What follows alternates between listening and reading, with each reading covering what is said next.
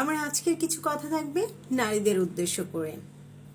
আমি নারীদেরকে বলবো, আপনারা যারা গৃহিণী আছেন, ঘরে বসে থাকছেন এবং অবসর সময়টুকু মনে করছেন যে আমার বাচ্চা সন্তান সবাইকে দেই, এবং অবসর সময় মোবাইল টিপছেন, অবসর সময় আপনি টিকটক, ফেসবুক, ইউটিউব চালিয়ে চালিয়ে সময় ব্যয় করছেন, আমি তাদেরকে বলবো এই অভ্যাসগুলো আজকে থেকে বাদ দেন।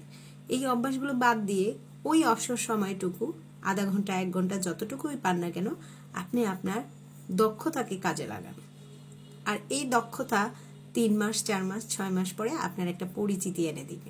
কোনো কম্পিটিশনে যাবেন না, শুধু আপনার যে দক্ষতা আছে, গুণ আছে, সেই গুণকে একটু একটু করে সবার মাঝে ছড়িয়ে দেন।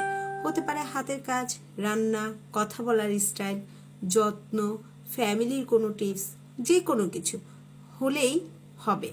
বাস আপনি আপনার সেই মূল্যবান সময়টাকে কাজে লাগান। একটা কথা মনে রাখবেন, আজকে আপনার স্বামী আছে, আপনি গৃহিণী, আপনি বাচ্চা দুটা পালছেন, মনে করছেন যে এইগুলো আমার ভবিষ্যৎ। ভবিষ্যতে কি হয় না হয় আমরা কেউ জানি না।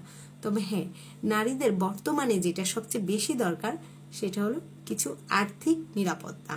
আমাদের স্বামী অবশ্যই আমাদের জন্য আর্থিক নিরাপত্তার স্থান, কিন্তু তারা যখন একজন পিতা হয়ে যায়, একজন দায়িত্বশীল স্বামী হয়ে যায়, একজন ছেলে হয়ে যায়, একজন ভাই হয়ে যায়, তখন কিন্তু সব দায়িত্ব একা পালন করতে পারে না।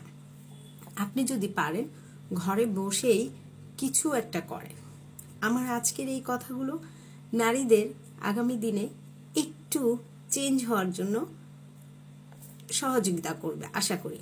আর